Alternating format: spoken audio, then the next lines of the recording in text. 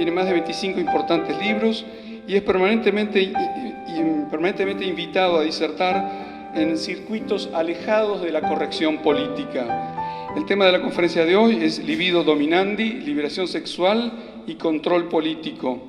Me interesaba observar los efectos de la guerra cultural contra el catolicismo en un país tradicionalmente católico como el vuestro. Me centraré en un tema que he llamado Libido, Dominandi, liberación sexual y control político. A las 4:30 del 30 de marzo de 2002, las fuerzas militares de Israel tomarán control de las estaciones de televisión palestinas cuando ocuparán Ramallah en la ribera occidental, the West Bank en inglés, clausurándolas inmediatamente. Lo que seguro a esa acción fue algo más inusual. A poco de ocupar el canal de televisión Al-Watan, esas fuerzas israelíes comenzarán a transmitir contenidos pornográficos. Luego, de acuerdo a un informe del diario australiano The Advertiser, los israelíes expandirán su ofensa cultural contra el pueblo palestino a través de otros canales de televisión, el Amwatch y el Al-Sharak. Una mujer palestina, madre de 3 hijos, de acuerdo al informe del Advertiser, se quejó del daño psicológico deliberado provocado por dichas pornotransmisiones. El único canal de televisión palestino no ocupado por los israelíes subtitulaba la noticia al pie de la pantalla diciendo: los contenidos transmitidos en este momento por Al-Watan y otras estaciones de televisión no son responsabilidad de los palestinos, sino las fuerzas de ocupación israelíes. Advertimos a los padres para que se prevengan. La reacción israelí fue contradictoria. Un vocero del ejército israelí dijo que las fuerzas de seguridad israelíes no tienen interés en mostrar películas pornográficas o racistas en la televisión palestina. Emmanuel Nachson, vocero del Ministerio de Asuntos Exteriores de Israel, sostuvo que las transmisiones eran vergonzosas, pero negro responsabilidad israelí. No puedo creer que los soldados israelíes se involucren en una acción tan despreciable, dijo. Los israelíes no son honestos aquí. Además de difundir pornografía sobre las estaciones de televisión palestinas en Ramallah, los israelíes colocaron francotiradores en el techo del hospital local con órdenes de disparar a cualquier persona que aventura fuera. Esta hizo de la televisión la única fuente de información durante la ocupación israelí. La discusión en Internet se centró no tanto en torno a si esto había sucedido efectivamente, sino en el porqué. El sacerdote católico Labib Koti, quien presta servicios en la comunidad palestino-norteamericana en Ramallah y otras localidades palestinas cercanas, confirmó las informaciones en los comentarios publicados en Oman Forum. De acuerdo al padre Kopti, Israel está efectivamente transmitiendo pornografía a los hogares palestinos sobre el West Bank. Pero aún con ese antecedente, la perplejidad nos desprecia. ¿Por qué razón se fecundaba el mismo cuando alguien decidía hacer algo así? Si buscamos la respuesta en la cultura dominante, solo saldremos más confundidos, ya que explicación que la da es que la pornografía significa libertad. De manera que, siguiendo la hermenéutica provista por la cultura dominante en películas como Boogie Nights, Las Noches de Boogie, o La Gente frente a Larry Flint, las tropas israelíes comenzarán a transmitir pornografía a través de las estaciones de televisión palestinas porque quieran liberar al pueblo palestino. Esa explicación, por cierto, no convence.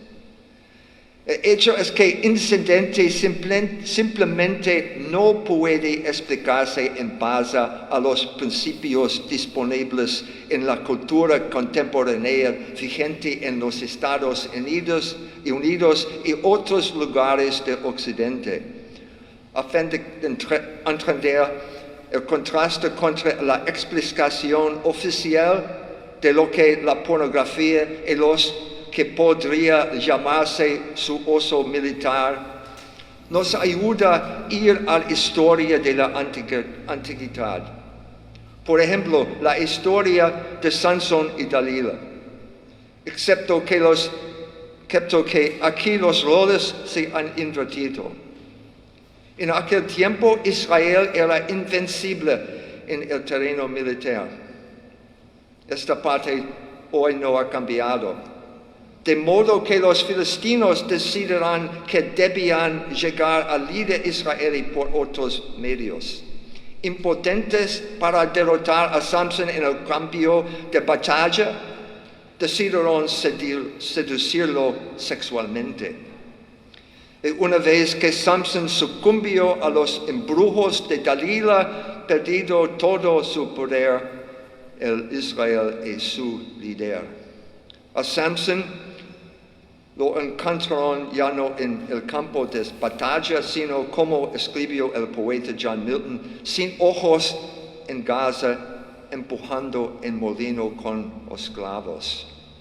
Or of English and inglés, eyeless in Gaza, grinding at the mill with slaves.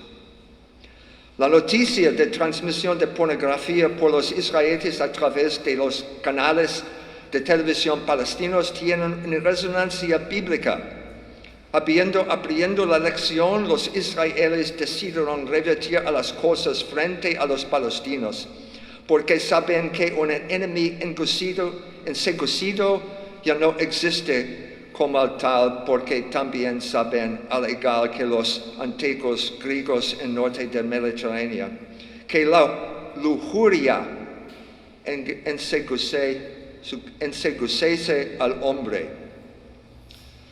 Santo Tomás de Aquino, expresando esa misma tradición de sabiduría antigua 1000 años más tarde, dirá: la lujuria oscurece la inteligencia, y ningún hombre con la inteligencia obnubilada puede ofrecer verdadera oposición.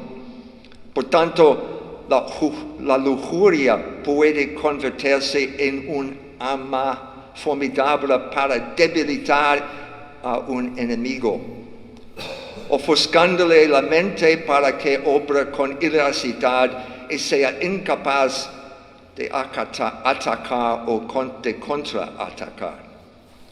Entonces, aquí ya podemos atisbar la razón por la cual los israelíes estaban interesados en transmitir contenidos televisivos pornográficos a los palestinos. No les interesaba promover la libertad, no. Les interesaba precisamente promover lo contrario de la libertad, es decir, la esclavitud. Los hombres sometidos a la esclavitud de sus pasiones no hacen buenos guerreros. La explicación de la antigüedad sobre cómo se puede dar un uso militar a la pasión sexual no difiere mucho de lo dicho en un informe palestino 3 meses antes del incidente que nos ocupa.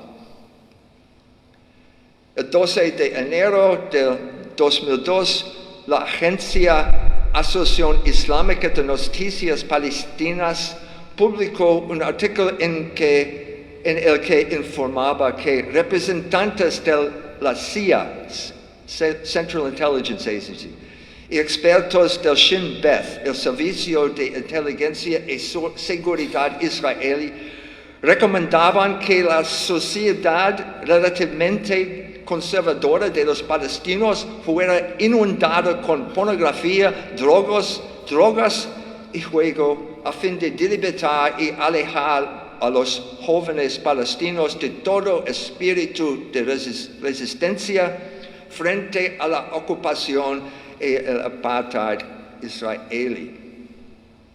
La iniciativa, de acuerdo a la informe de la Agencia de Noticias Palestina, provino de los israelíes, quienes sugieran que solo ese tipo de operaciones podía tener alguna eficacia para reducir la hostilidad de los jóvenes palestinos contra Israel.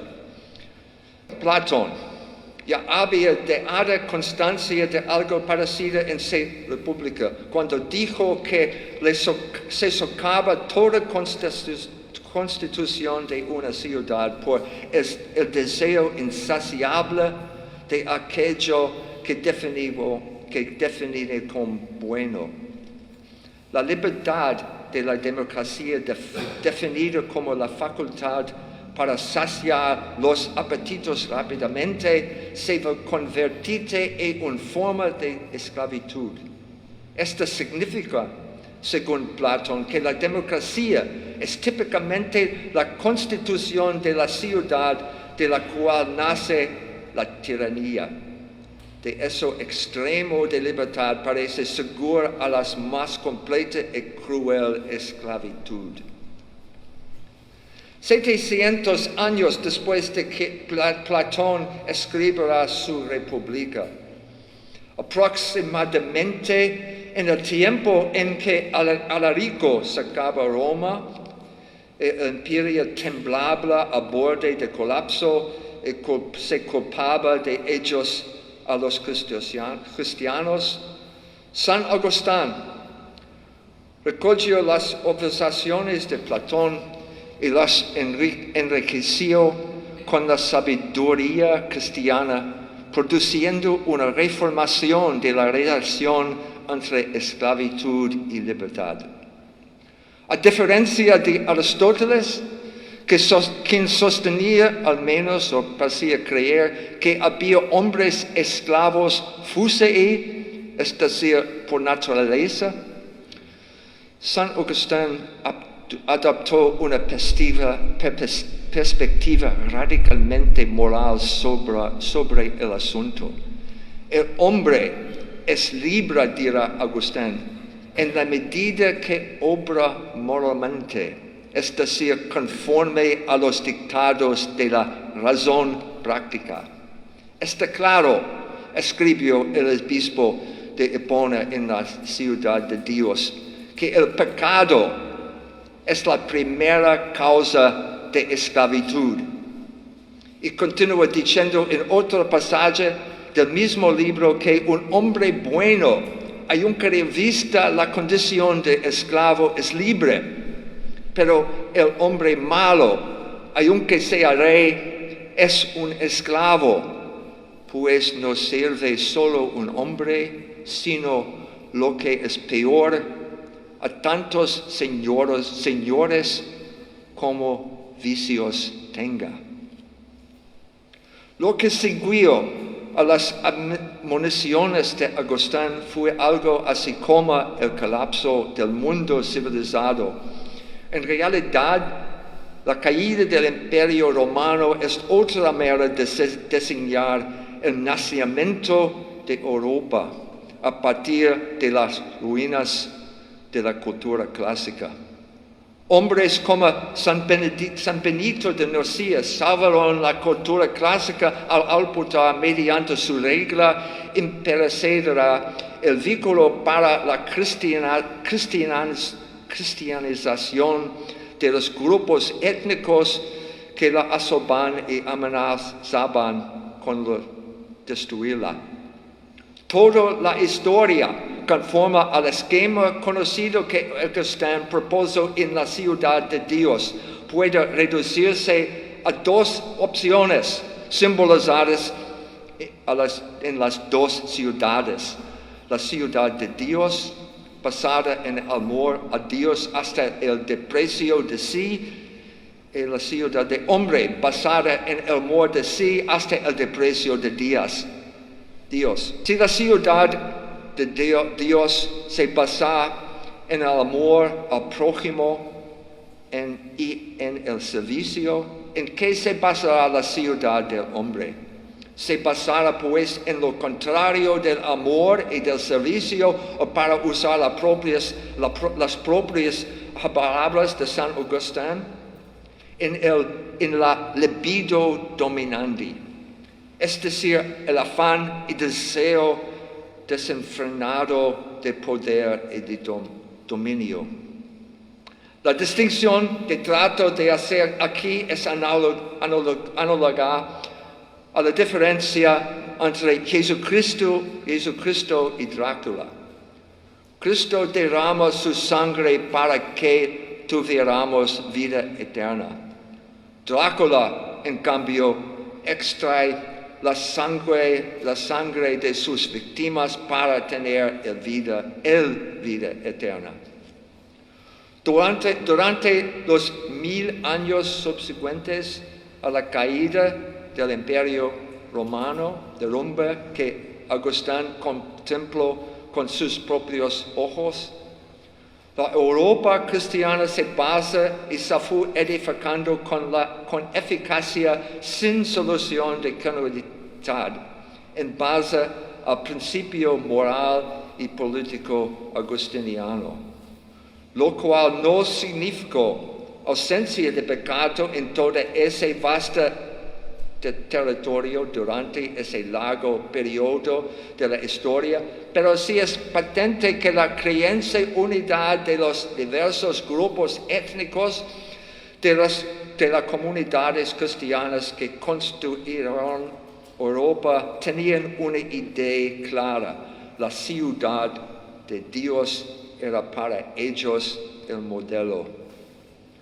lo cual claramente significa que tenían una idea recta de la libertad, cuya esencia es la conducta moral razonable, y al mismo tiempo, al contrario senso, tienen conciencia que el hombre imprudente obedecerá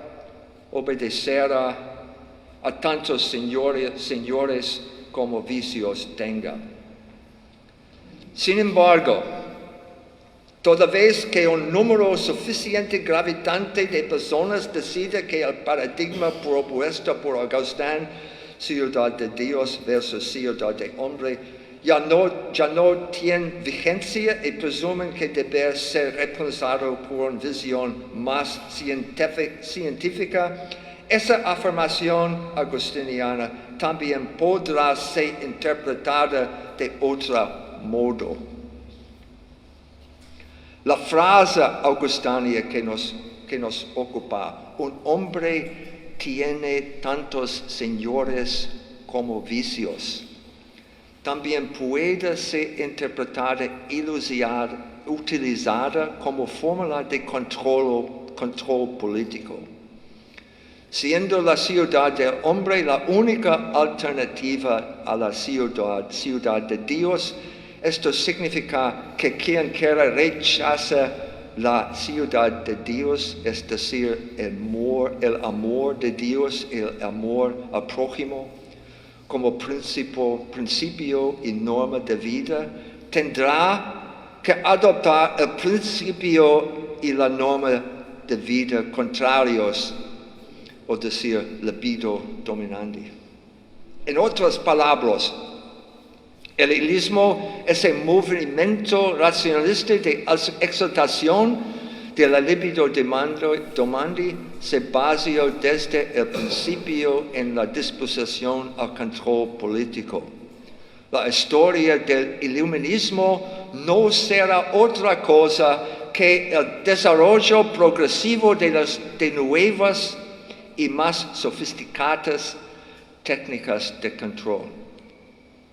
Un hombre paradigmático del nihilismo, entre muchos, Benjamin Franklin, fue en cierto no menor sentido un moderno Prometeo, pues robó el fuego al cielo, en su casa la electricidad en la forma de un rayo, y entregó ese fuego a los hombres para que puedan liberarse de miedo a la oscuridad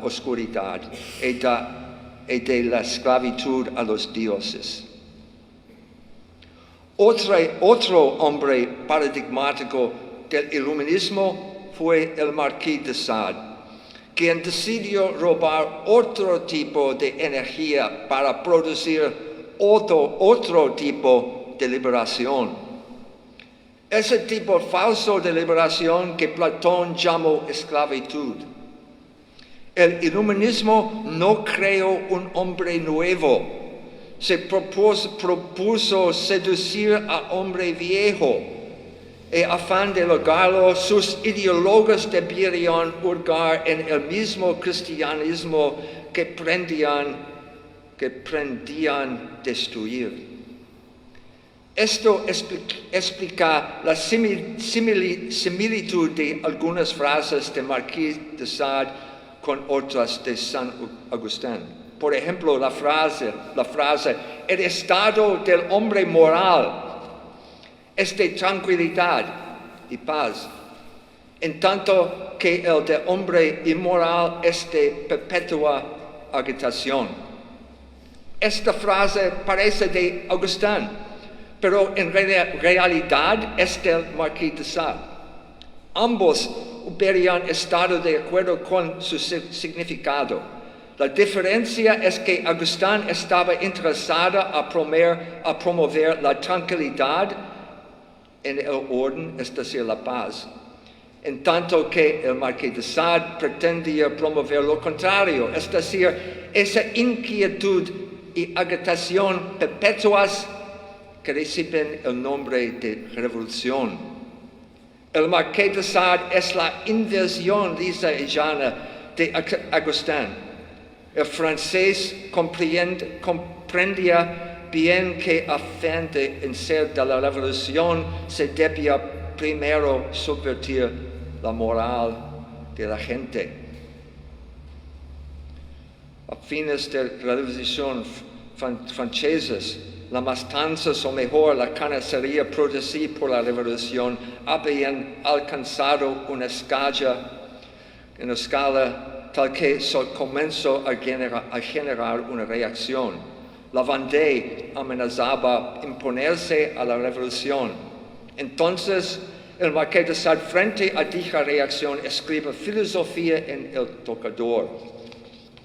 La amansa de la contrarrevolución significaba que la revolución, a fin de salvarse a sí misma, debió retrotraerse a sus principios más elementales de política revolucionaria y subversiva, es decir, agitar, inquietar, conmover y sacudir hasta avivar las pasiones. Licurgo y Solón, recuerda entonces el divino Marqués en su filosofía en el tocador, completamente convencidos como estaban de que el resultado de la inmodestia es el mantenimiento de los ciudadanos en un estado básico de inmoralidad indispensable para la mecánica y el funcionamiento del gobierno republicano, obligaban a las niñas, adolescentes a mostrarse desnudas en el teatro. La mecánica del gobierno republicano, en otras palabras, dependía de la exacerbación sistemática de las pasiones como medio de control político. Lo único que obstaculizaba al Marqués de Sade en su afán de implementar sus teorías revolucionarias era la tecnología. En su objetivo de encender las pasiones como herramienta de política revolucionaria de manipulación y control, las únicas restricciones con el Marqués se topaba al igual que los antiguos a quienes tomaba como modelo eran de orden físico. Por ejemplo, el número de ubicaciones en un teatro. Estas restricciones físicas desaparecerán más tarde con la televisión y Internet, que hoy transmiten imágenes de mujeres desnudas a todos los hogares que disponen de una computadora o de un televisor. La tecnología hoy puede explicar casi sin límites esa misma filosofía de control mediante la manipulación de las pasiones. Y el objetivo sigue siendo el mismo.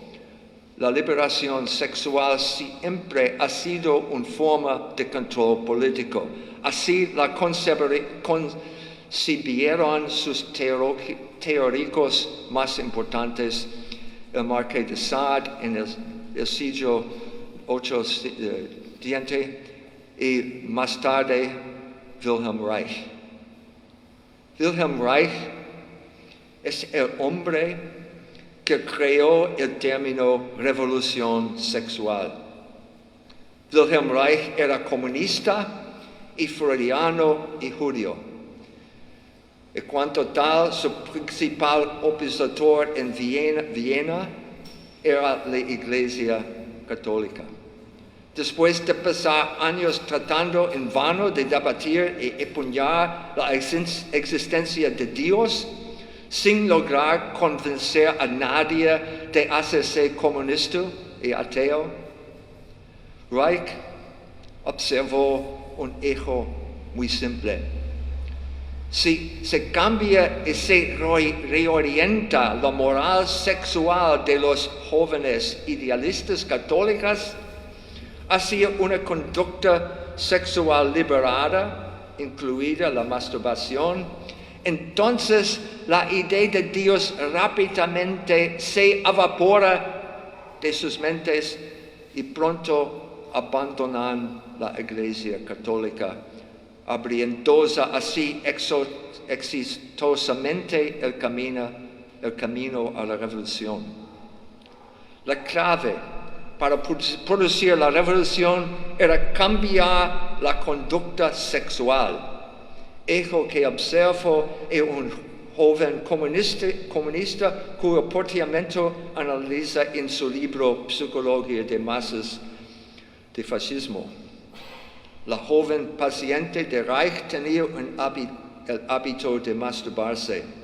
Cuando una mujer la introdujo a la idea de un castigo divino, la joven dejó de hacerlo. Por el contrario, una actitud permisiva confirmaba de igual modo su oposición, es decir, la joven reanudaba su desorientada inclinación. Con cual Reich concluyó que la oración religiosa y la masturbación eran actividades mutuamente excluyentes y contradictorias.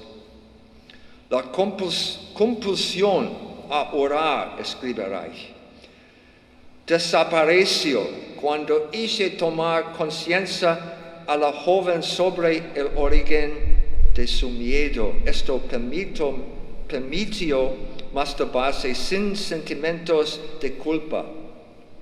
Aun cuando el hecho pudiera parecer improbable, dice Reich, el mismo está preñado de significado sobre la economía de la sexualidad. Muestra cómo se puede impedir el contagio místico de nuestra juventud. La revolución que podía resultar en el destronamiento del poder de la Iglesia Católica en Austria no debía basarse en el debate de ideas, sino en conductas. No discutimos la existencia o no de Dios, solo eliminamos las represiones sexuales y diluimos los lazos infantiles con los padres del Reich. La conclusión inevitable de todo esto, dice Reich, es que una conciencia sexual clara y una regulación de la vida sexual abrogarán, es decir, harán desaparecer toda forma de misticismo. Pues, en otras palabras, la sexualidad natural liberada es el enemigo arquetípico de la mística religiosa. Y concluye, a llevar adelante una lucha antisexual donde quiera que puedo, poniéndola en el núcleo de sus dogmas y proyectándolo a primer plano de su propaganda de masas. La Iglesia Católica sola prueba lo acertado de nuestra interpretación. De modo que al lugar que la gente actúe en forma contraria al magisterio de la Iglesia en materia de moral sexual, Reich y sus seguidores automáticamente restringen la influencia política de la Iglesia Católica. Este fue el primer paso de la revolución para tomar el poder en la sociedad austriaca. Y como la historia demuestra, ese fue también el primer paso para toma revolucionaria del poder en la sociedad estadounidense en los años 107. La conclusión lógica aquí también es clara. La total sexualización y erotización de la cultura contemporánea, la extinción de la Iglesia y del Estado clásico basado en la ley moral. Significaría también que los revolucionarios sexuales tendrían manos libres para difundir la revolución, la cual, como se vio durante la Revolución Francesa en la República de Platón, es otro modo de designar la tiranía. En otras palabras, dirá Reich, el proceso de desarraigar el misticismo se logra más eficazmente mediante la promoción de una conducta sexual desviada que mediante un debate sobre la existencia de Dios o sobre la cuarta tesis de la Tercera Internacional. Reich pensaba que la licencia sexual se imponía por sobre el autodominio en cada instancia de la vida personal. Es probable que Reich pensara así en base a su propia experiencia de vida, en que su autocontrol cedía regularmente. Pero además, Reich tuvo suficiente experiencia psiquiátrica como para haber observado el fenómeno en otros. Mencionar a los sacerdotes y clérigos que ya no pueden continuar con su vocación una vez que han sentido en su propio cuerpo las consecuencias físicas de la esencia sexual. El objetivo real de obras como la conocida pieza teatral contemporánea reichiana, Monólogos de Vagina, es precisamente desarraigar la fe y la moral de una importante audiencia femenina que va a ver pues promueve todo tipo de conductas sexuales desordenadas. Las implicancias políticas de esta perspectiva son evidentes, pero de hecho solo se ejecutan después que una revelación cultural ha tornado ya. No cae en una inconducta sexual sistemática por sí misma. Son intimidados e inhibidos por convenciones sociales o recuperados por las mismas mediante arrepentimiento. Reich observó en sus pacientes el efecto inhibitorio de la cultura ambiente. También se apresuró a sacar una conclusión que resultaba lo contrario de lo que había descubierto. Si las mujeres son inhibidas sexualmente por la cultura, los cambios de imagen promovidos por la cultura producirán un cambio en la conducta de la gente, lo cual a su vez traerá aparejado cambios en los valores sociales que a su vez abrirán las compuertas morales a la revolución. Lo que hoy llamamos globalismo o imperialismo cultural americanista comenzó como la guerra cultural en los Estados Unidos con posterioridad a la Segunda Guerra Mundial. Reich escribió: cuando en mi consultorio hablo una mujer inhibido sexualmente sobre sus necesidades sexuales, me enfrento con todo un aparato moralista. Me resulta difícil llegar a ella conversarlo de algo. Sin embargo, si la misma mujer es introducida en un ambiente de masas, por ejemplo, una manifestación multitudinaria o obras, decimos nosotros, como monólogos de la vagina o tantos programas de radio o televisión donde se habla abiertamente y con precisión médica o científica autorizada, entonces esa mujer no se sienta sola. Después de todo, pensarán, hay muchas otras mujeres escuchando las mismas cosas prohibidas.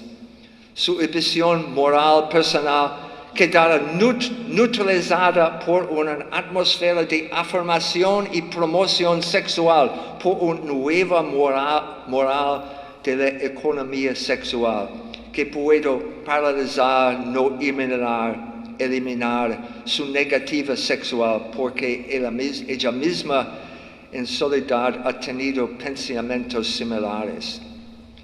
En lo secreto, agrega Reich, esa mujer ha alimentado la pedida de cierto gozo de la vida o experimentado un deseo de felicidad sexual.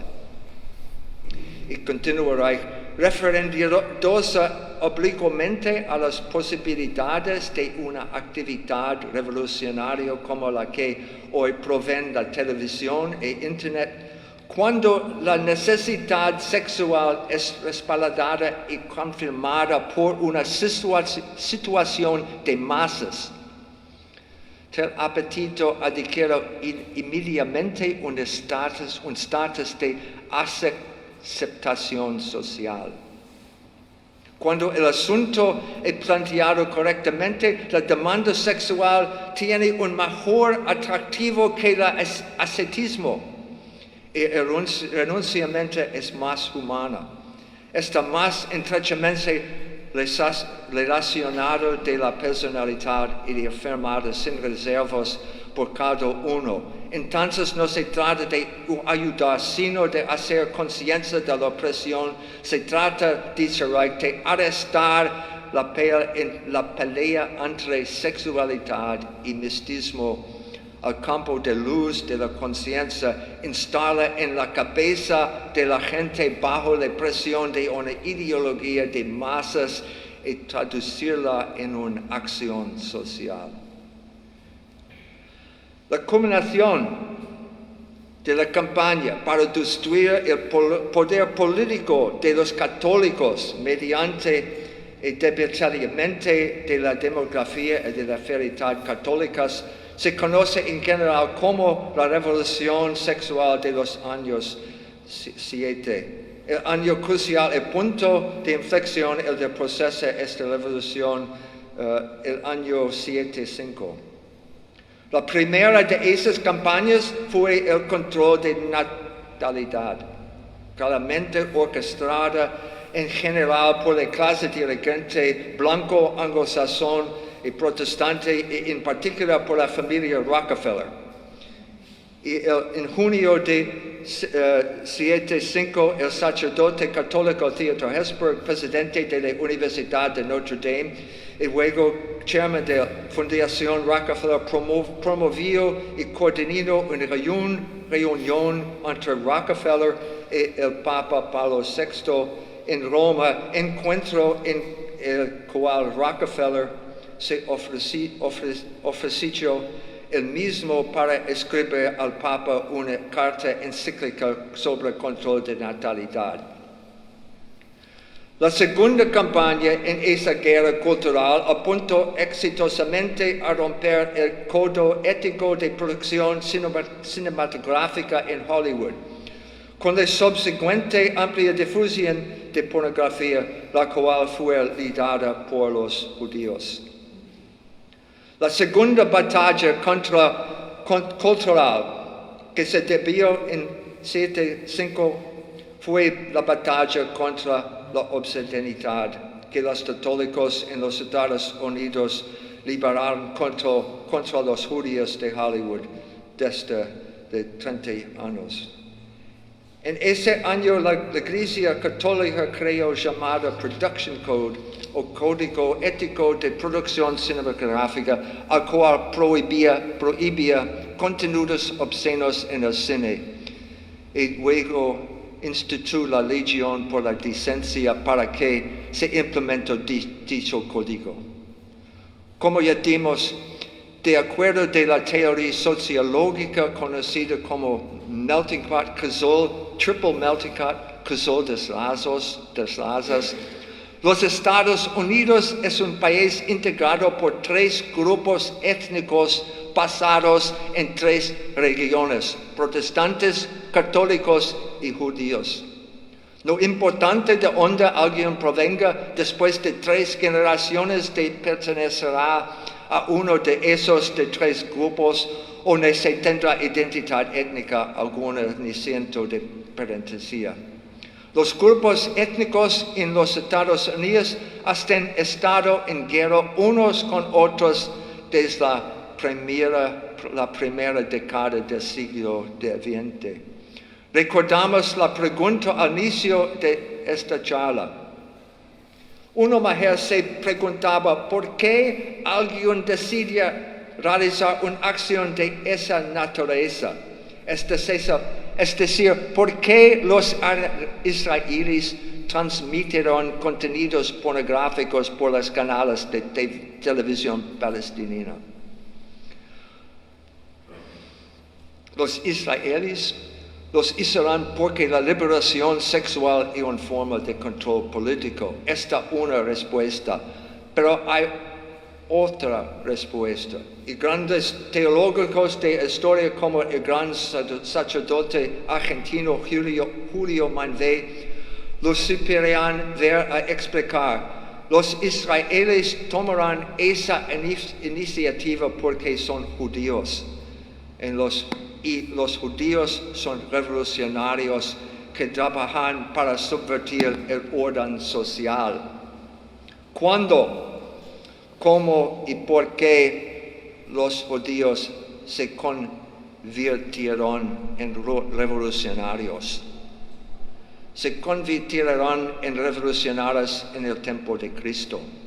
Cuando Jesucristo, el Logos encarnado, comenzó a predicar en Palestina, los judíos que eran el pueblo elegido por Dios debieron hacer una elección. Tuvieron que decidir si aceptaban a Jesús como el Mesías o si lo rechazaban. Los judíos que aceptaban a Cristo como el Mesías se convirtieron en cristianos y formaron la iglesia, el nuevo Israel, fruto y expresión de la nueva alianza que reemplazó a la antigua. Tal como Jesús lo dice en el Evangelio de San Juan, solo aquellos que lo aceptan a Él como el Mesías pueden llamarse hijos de Abraham y hijos de Moisés. La historia de los padres de ciego nacimiento deja esto bien claro. Después que Jesús restaura la vista al ciego, los judíos se acercan a los padres de ciego para entregarlos de modo intimidatorio. Dice el Evangelio que los padres rehusarán a hablar por miedo a los judíos, pues los judíos amenazaban con la expulsión de la sinagoga a todo aquel que renunciara a Jesús como el Cristo. Todos los protagonistas de esta historia son judíos. ¿Por qué entonces los padres de hombre ciego de nacimiento, que también eran judíos, se niegan a hablar por temor a los judíos? Es porque cuando San Juan escribió su evangelio, la palabra judío se refiere a alguien que rechazó a Cristo. Esa ha sido su identidad desde entonces. Los judíos rechazaron a Cristo, eligieron a Barrabás.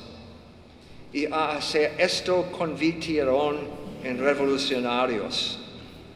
Al rechazar a Cristo, rechazaron el Logos. Y al rechazar el Logos, que es el orden de la creación, la sabiduría eterna de Dios participada a todo el universo y toda la historia, los judíos convirtieron a la revolución permanente, es decir, se convirtieron en revolucionarios permanentes del orden natural y sobrenatural.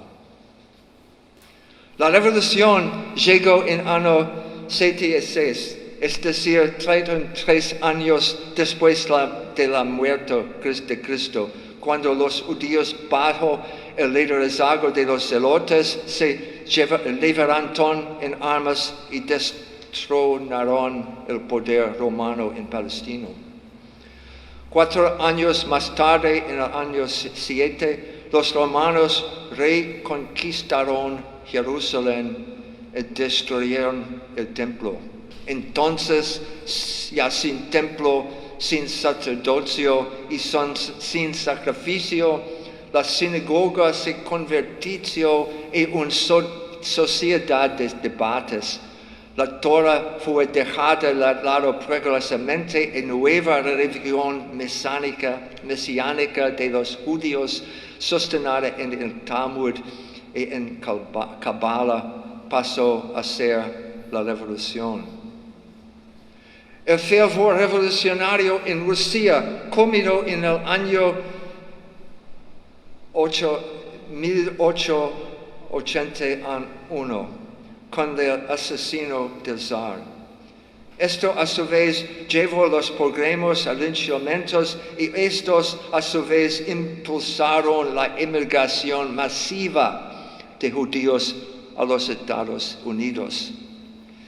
Impedidos de incorporarse a las industrias y negocios establecidos, los judíos en los Estados Unidos emprendieron actividades que a otros grupos sociales no interesaban, como la recolección de chatarra, el comercio de pieles, el préstamo a interés a nuevas tecnologías que la clase dirigente WAS no había controlado aún. Una de esas nuevas tecnologías fue el cinematógrafo, en el cual los revolucionarios judíos encontrarán la situación de masas que el comunista Wilhelm Reich consideraba esencial para destabilizar y desarticular el orden moral. Hollywood se convirtió así en el sueño cumplido de Reich, es decir, una situación de masas que conduce la corrupción de la moral y de las costumbres, o en otros términos, una forma inducida más sofisticada de control. Lo que los israelíes intentaron en Ramallah en año 2002 fue solo la prolongación de lo que los judíos comenzaron en Hollywood. En los Estados Unidos, la guerra cultural contra la obscenidad comenzó durante los años de 1920, cuando la industria del cine comenzaba a tener fuerte impacto en las costumbres en la cultura norteamericana. Los primeros en quejarse contra Hollywood fueron los protestantes nativos y en particular referentes culturales como Henry Ford.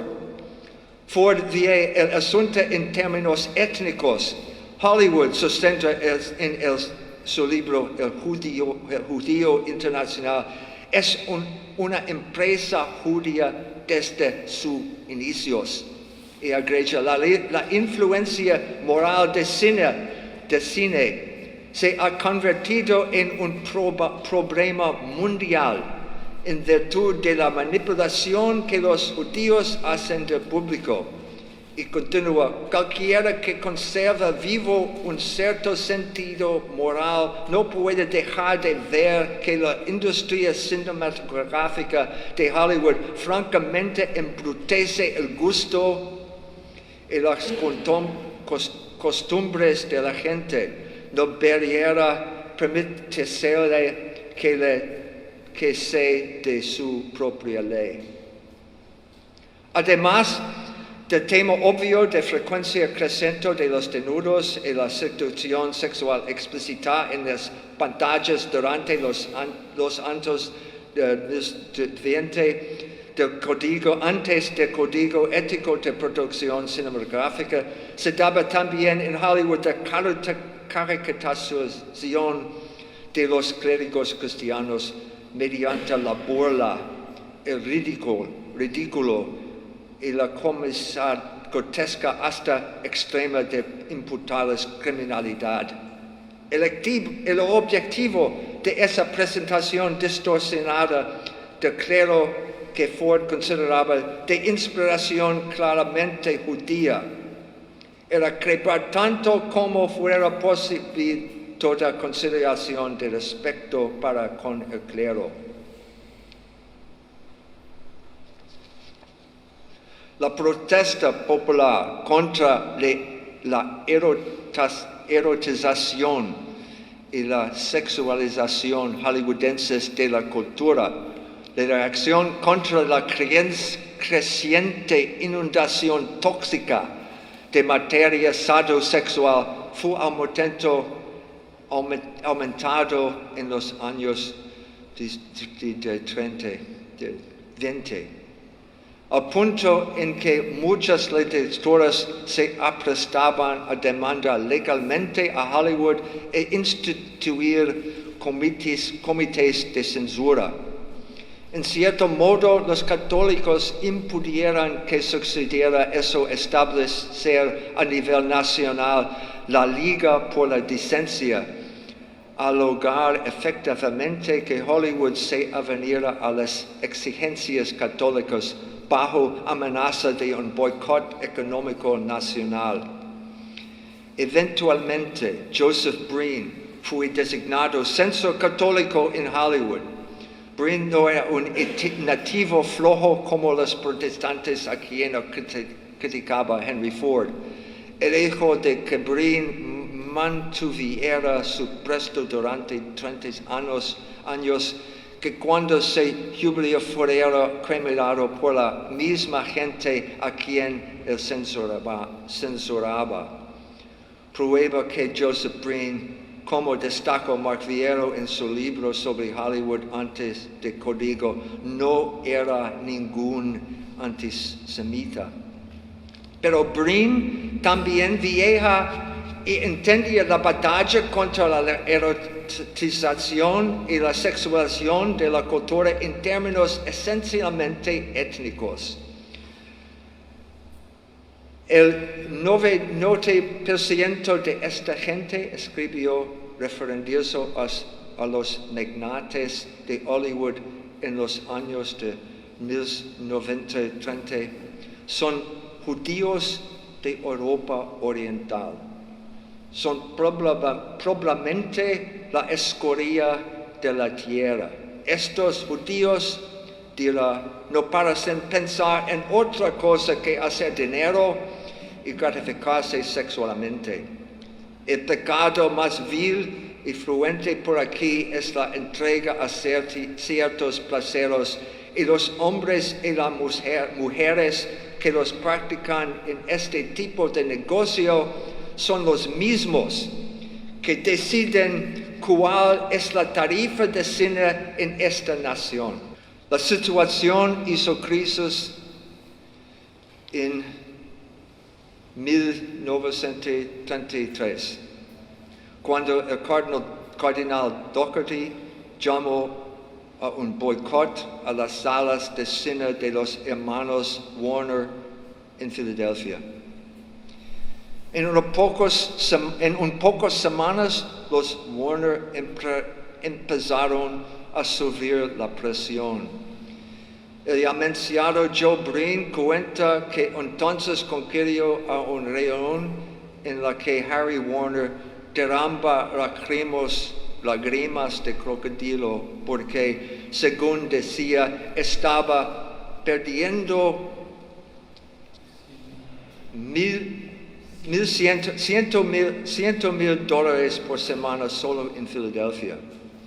Cuando el católico Amadeo Giannini, fundador del Bank of America, se negó a seguir dando crédito a Hollywood las deudas contraídas en 1929 para la reconversión al cine solo aumentaron, y esto terminó por obligar a que los magnates de Hollywood cedieran en el tema de la obscenidad en pornografía. Lo que siguió, como ya lo anticipamos, fue el Código Ético de Producción Cinematográfica, que gracias a individuos como Joe Breen mantuvo el cine limpio de obscenidades, sexo explícito, lenguaje soez y blasfemo, chachabacanería, vulgaridad y exaltación de antimodelos sociales. Ningún cine pasaba películas sin su correspondiente aprobación y ningún cinta se admite sin la aprobación previa de católicos como Joe Breen. Los judíos rompieron el código de producción de Hollywood en 1975 con la producción de La Pawnbroker. Los judíos de Hollywood habían estado tratando de romper el código durante años. En el año previo fallaron con producción de farsa sexual Kiss Me Stupid. Ellos tuvieron éxito en el próximo año porque estaban dispuestos a usar el holocausto como la tapa para mostrar las tetas desnudas en la pantalla grande. Los católicos pierden la guerra contra en esos años. Después de esos años hay ninguna oposición al control judío de los medios de comunicación. Esto condujo al control judío de la política exterior estadounidense que condujo a la guerra en Irak en 2003. También condujo al crash financiero de 2008, que comenzó cuando los judíos como Larry Summers, Robert Reich y entonces jefe de la Fed, Alan Greenspan, pidió la derogación de la ley Glass-Steagall que regula Wall Street. El grupo que con audacia logró ese objetivo político empezando a denominarse el neoconservatismo. El neoconservatismo era entonces un movimiento político conducido por Irving Kristol y otros excomunistas de los años de 30 años.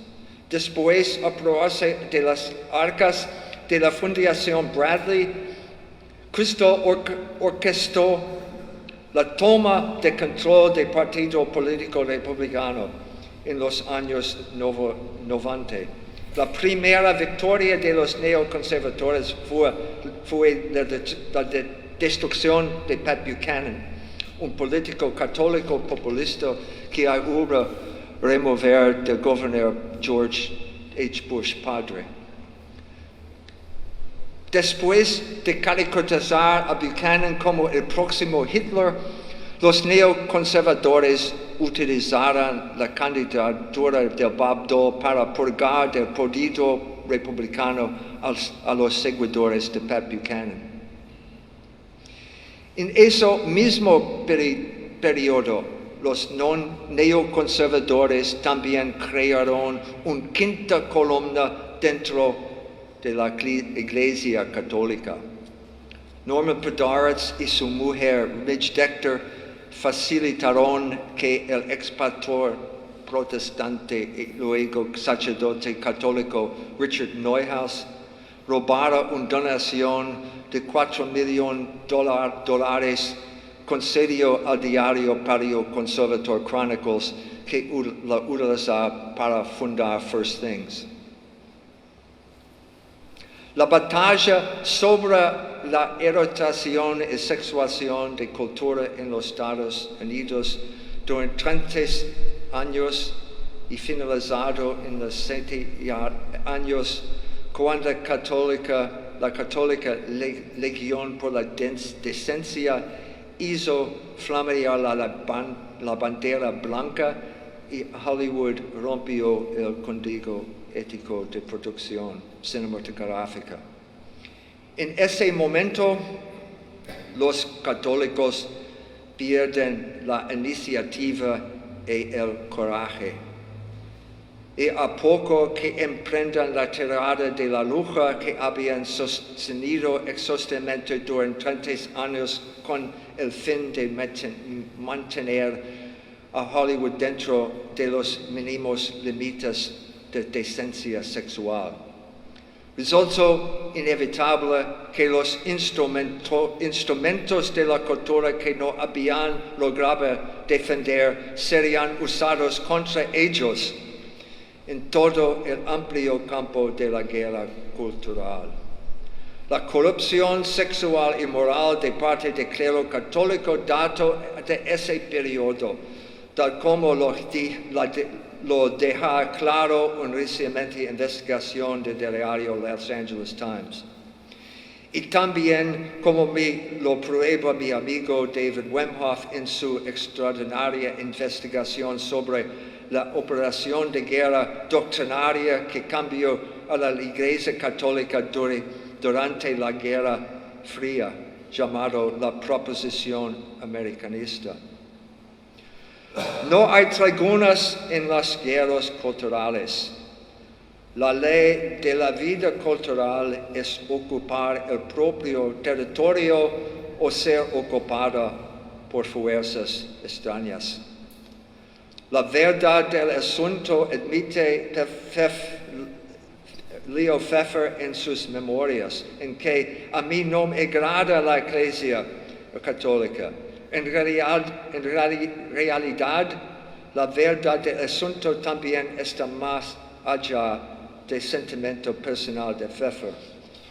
Él no habla simplemente de un sentimiento personal, hablaba del especial ánimo que compartía con sus empleadores de American Jewish Committee, así como con todos los magnates de la industria del cine y la televisión de Hollywood, negocio al cual Stephen Steinlein ha descrito recientemente como la industria judía par excelencia.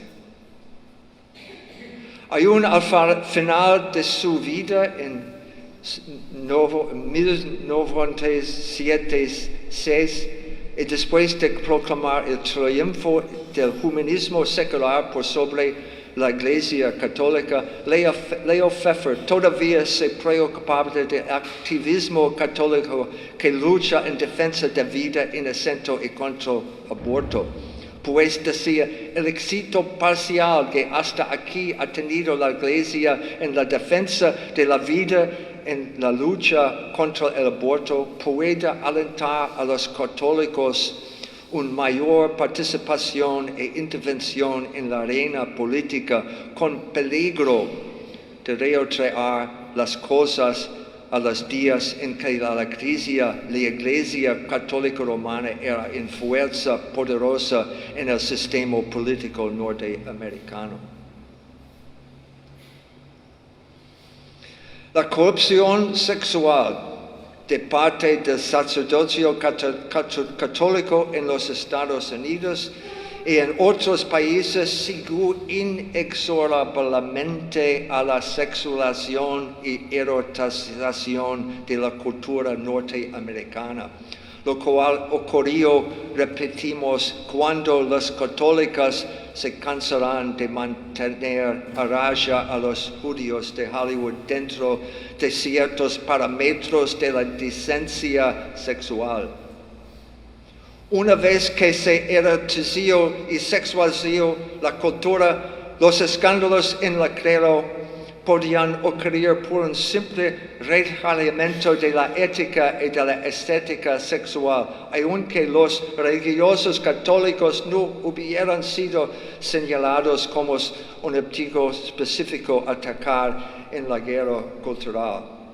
Sin embargo, la realidad de los hechos es que el clero y los religiosos católicos fueron puestos especialmente en la mira del mismo grupo revolucionarios de judíos y puritanos inmediatamente antes, durante y después del Concilio Vaticano II.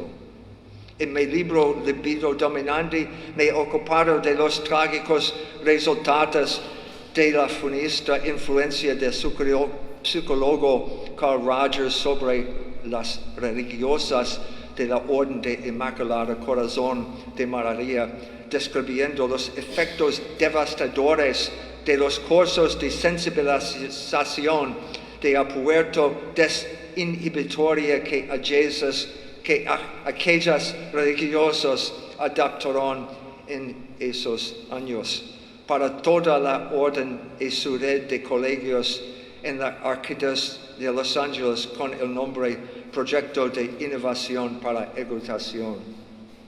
La destrucción del poder político de los católicos significó el surgimiento y el desarrollo del poder judío.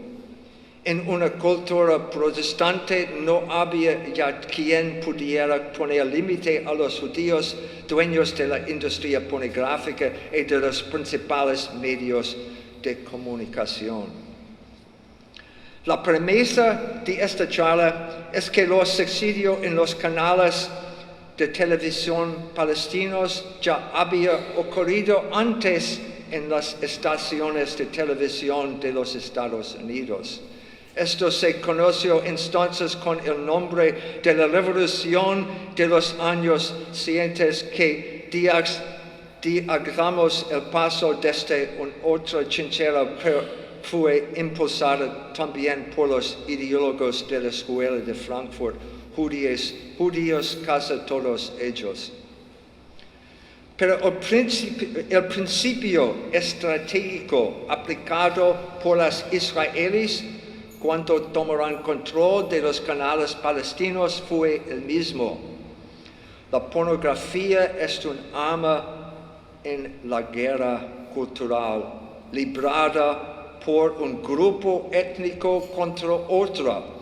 No solo es en los Estados Unidos cuando los católicos perdieron la guerra cultural en los años 77, el resto del mundo fue también sometido al mismo régimen de reingeniería, colonización y control mediante la manipulación de los apetitos que había tenido lugar en los Estados Unidos después de la cooptación y derrota de los católicos. Los resultados son los mismos. La democracia lleva a la tiranía. La extrema libertad igualmente lleva a formas extremas de esclavitud. Finalmente, para terminar, permítame volver a la premisa con la que iniciamos esta exposición. En la historia humana solo hay dos alternativas. Está por un lado la ciudad de Dios, sostenida en el amor de Dios hasta el desprecio de sí. Y por otro, la ciudad de hombre arraigada en el amor de sí hasta el desprecio de Dios. La alternativa a la revolución sexual es eso que San Agustín dijo hace 1007 años. La alternativa es a un mundo en el cual el hombre está sometido a tantos señores como los vicios tenga. Es un mundo es un mundo de comunidades éticas de base religiosa de tipo que avisoró e impulsó San Benito de Nursia en los tiempos de la caída del Imperio Romano. Los Estados Unidos alguna vez se basó en este principio.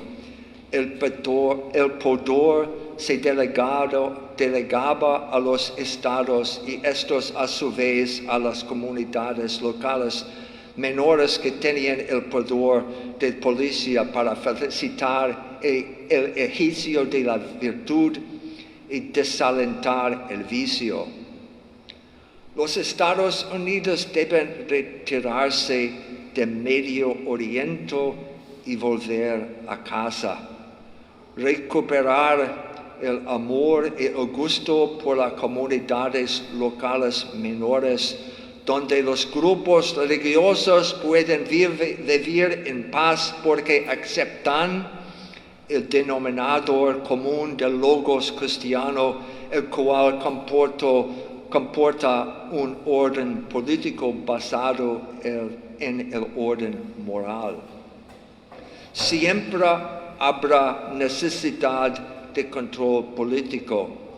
El desafío es si esta será predominantemente autocontrol, es decir, control de sí mismo, o por el contrario, un control externo para beneficio de los controladores. John Adams, uno de los padres fundadores de la República Norteamericana, dijo: "No hay constitución que funcione en ausencia de un pueblo moral". Y Edmund Burke, contemporáneo de Adams, vio con claridad la disyuntiva que se planteó en los comienzos mismos de este diabólico experimento iluminista en Libido Dominandi, que ya tiene más 200 años cuando escribió: No puede haber sociedad sin un poder de control sobre la voluntad y sobre los apetitos en algún lugar.